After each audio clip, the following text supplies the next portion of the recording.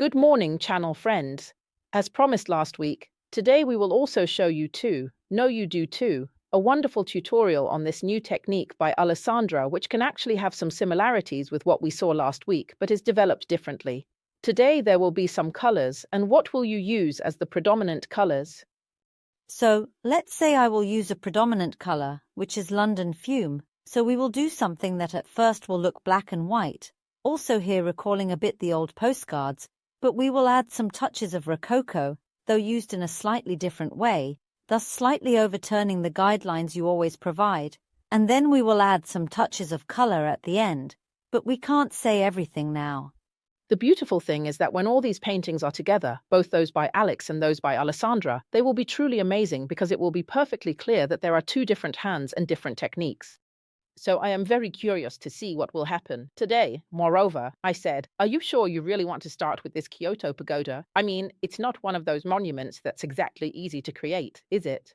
Let's try. You told me it's easier than the other one, but in the end, you'll show them both. Of course. So I'm leaving because I'll let her do everything. She doesn't need me, and if you need anything, I'm here. Just call me, okay? Right, let's get started.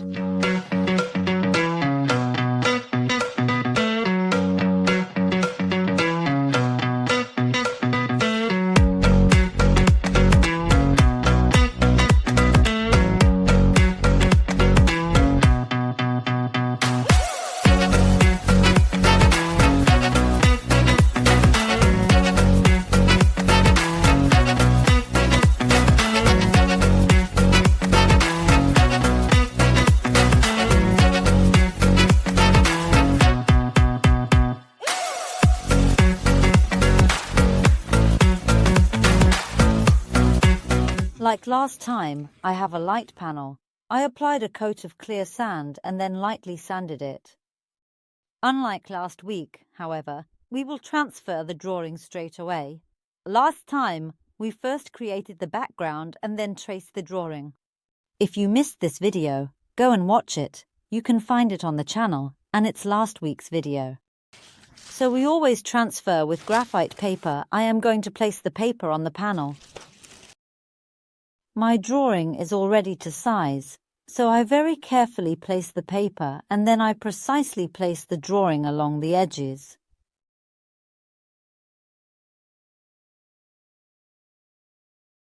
And then, with a pen, I proceed to transfer all the writing as precisely as possible, because the more precise we are in the drawing, even though it seems like a very tedious phase, the less effort we will have later when we need to paint.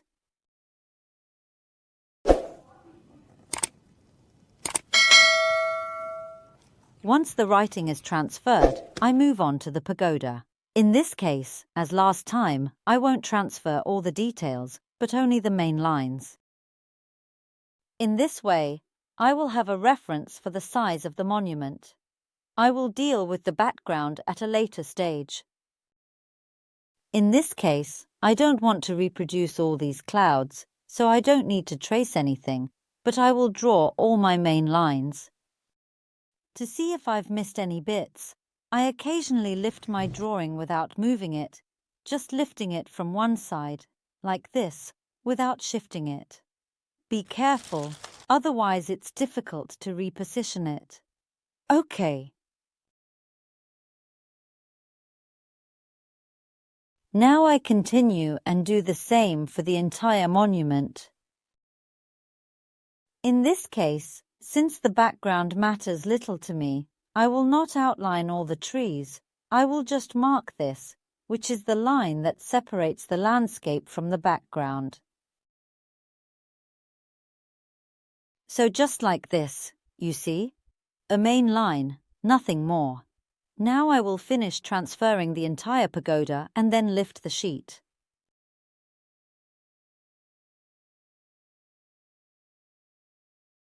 I have finished transferring the drawing. Let's see how it turned out, hoping I haven't forgotten any part.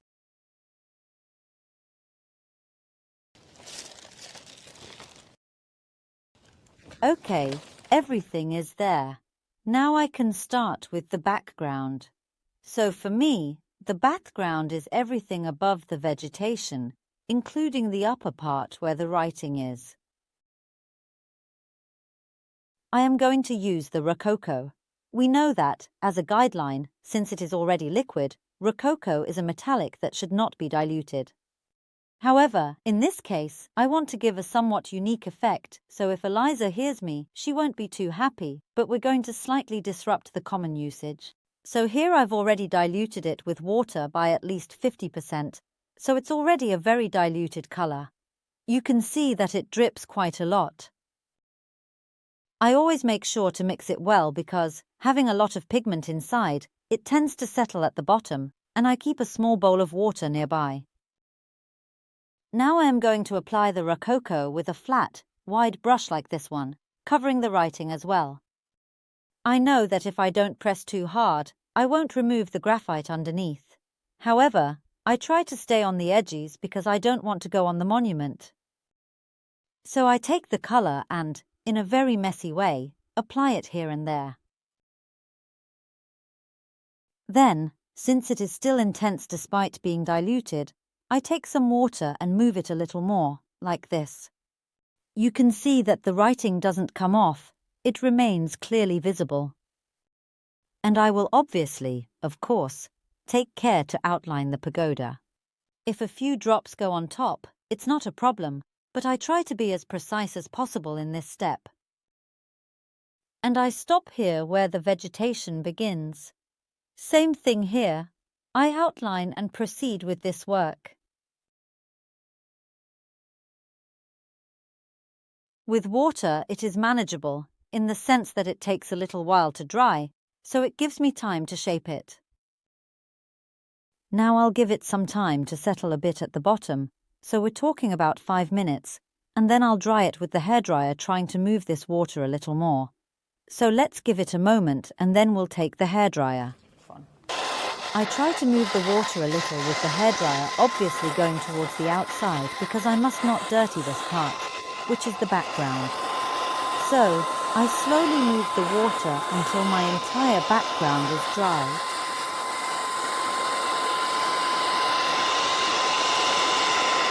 When drying with a hairdryer, you might find that color accumulations like this occur.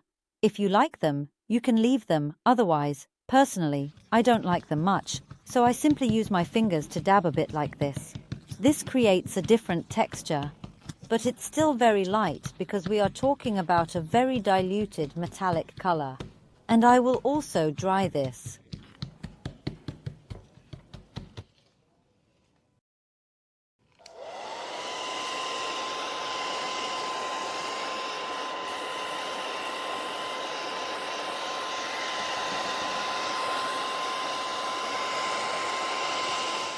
Now the background is dry, so we can start painting the monument.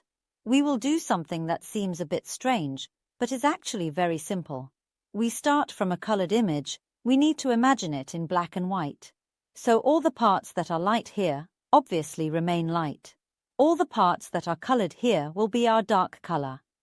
Because, in this case, we are using only one color, which is London Fumé, that I have already placed here in my tray. And I will use it diluted because we use a slightly watercolored technique as a base. So with a flat brush, I take a bit of London Fumé and dilute it a lot because it needs to be my base tone. It's not the darkest part. So with this, I obviously go to fill in all the parts that I see darker in the drawing, always using a very diluted color. Then we know that watercolor lightens a little as it dries, so we don't need to worry. And in this way, we fill in all the dark areas piece by piece. In this way, I won't touch the light parts for now. I fill in this part here. This is a very first rough step, if we want to define it that way. We only need it to start distinguishing which are the dark parts and which are the light parts. We then have time afterwards to embellish with the details. I am going to do this for the entire monument. I am going to perform this on the entire monument, all the parts that I see as dark, with a very diluted application of London Fumé. Once the monument is complete, I will move on to the background part, which in this case will be a sketched background. I will not represent all the trees, I will only represent patches of color, always playing with shades of grey, more or less diluted, so that light grey and dark grey tones emerge.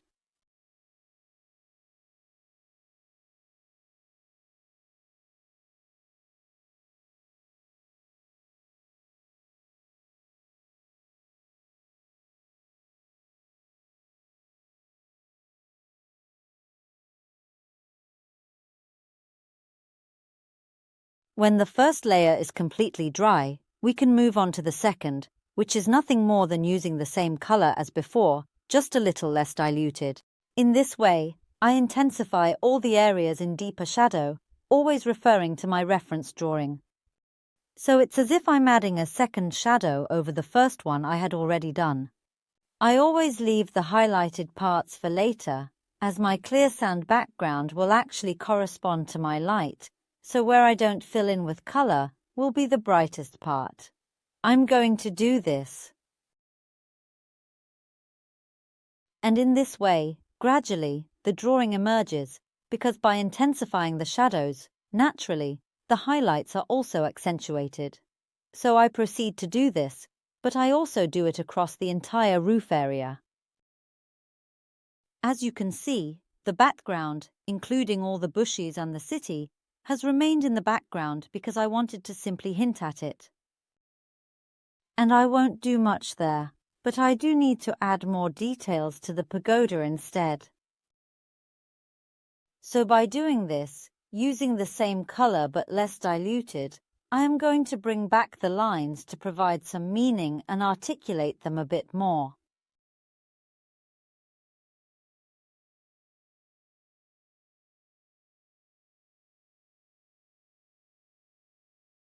As you can see, with a simple step, just by intensifying the previous color, you can notice the difference between the lower and upper part. The latter is richer in details and appears more three-dimensional. So now I will just continue this process on the entire monument and then we will deal with the writing. Now I want to add a touch of color because at the moment the monument doesn't stand out much from the background, which I actually want to leave grey. So I'm going to add a touch of color to the monument. I prepared a mix of torta di zucca and love, let's say roughly 70% love and 30% torta di zucca. I want a bright color. I'm going to dilute it quite a bit because it should only be a wash. I want to give it a touch of color. I don't want it to become a hyper-realistic painting. So I go over the parts that I had previously made dark. To go over this fairly diluted color, I can also further dilute it in some areas, simply by taking a bit of water and extending it, so that a bit of the grey underneath is also visible. I like it to stand out, because it gives more of an impression of something aged. So simply by taking the color and going over all the parts that are colored in the photograph.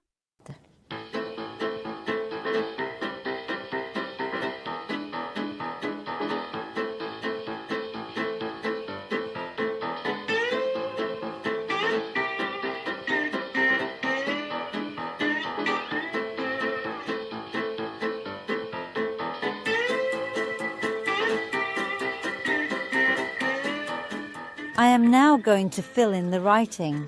I am using some London Fumé, a little diluted, so it will be a darker grey compared to the grey used on the monument. I am going to dilute it slightly anyway because if I used it pure, the brush wouldn't slide well and the writing wouldn't be precise. I prefer to keep the colour a little more diluted and do a second coat rather than using pure colour that doesn't slide well.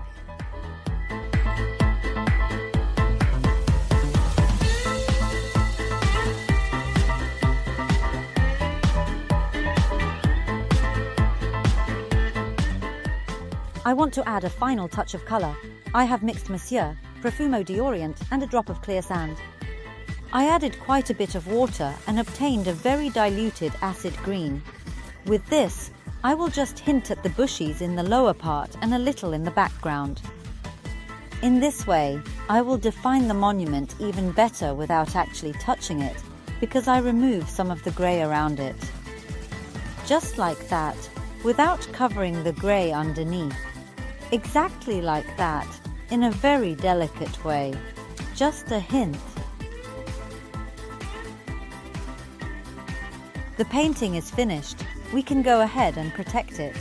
So, Marron Glacé, which is the satin colored protective paint, I diluted it a little with water because I don't want to cover all the colors of the drawing, I just want to tone them a bit.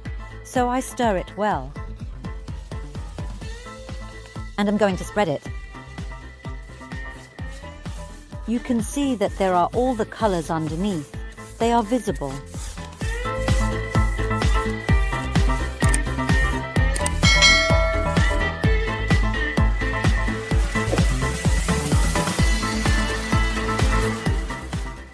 Now I'll finish protecting it, then we'll call Elisa and see what she thinks.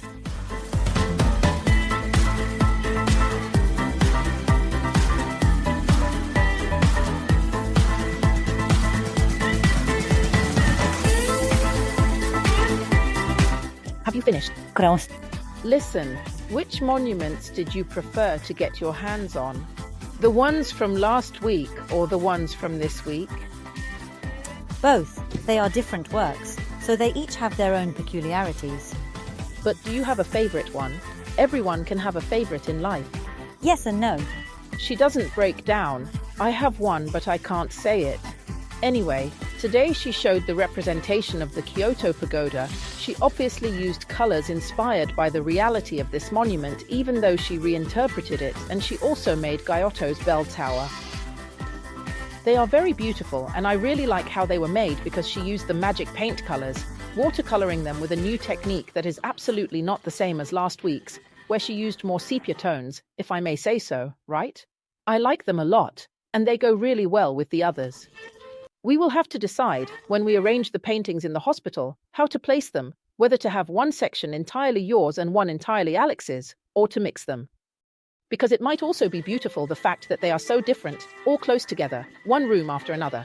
However, I cannot decide this myself. I will let the director of the facility, Dr. Gobi, and my little sister, the head nurse, decide everything. You know, Lunadon, she always scolds me at home, but she can't do that there. Joking aside, I really enjoyed collaborating with you a lot. I say you because now we're going to show all 4 of your paintings together, those from this week and those from last week. And then tomorrow I will go along with my paintings, which they haven't seen the tutorial for yet, but they need to pay attention because next week my tutorial with Emma will be released, featuring representations of other monuments, and they will be the icing on the cake for the whole department. So your style was very different from Alex. Thank you. I am very pleased that we have done these 4 intensive courses on my channel. Of course, you will also share them on your channel, but do you know the trick to making such successful tutorials that so many people watch? It's sharing, because you can't get anywhere on your own. So I thank Alex, I thank Alessandra, I thank those who wanted to participate with me in this project, Emma, who is always hiding over there, and Franco, who is always behind. And I thank those who gave me the opportunity to exhibit these paintings, because it is no small thing. They will contribute to a truly beautiful project. Thank you, Ale. Thank you all. We say goodbye and remember, don't forget Alessandra's channel. Alessandra, Ilia Terra di Ombra. Magic Paint is not available for purchase on Amazon, but only from authorized retailers found on the website magicpaint.it or on the only site that sells magic paint online, elisirhome.com. Goodbye.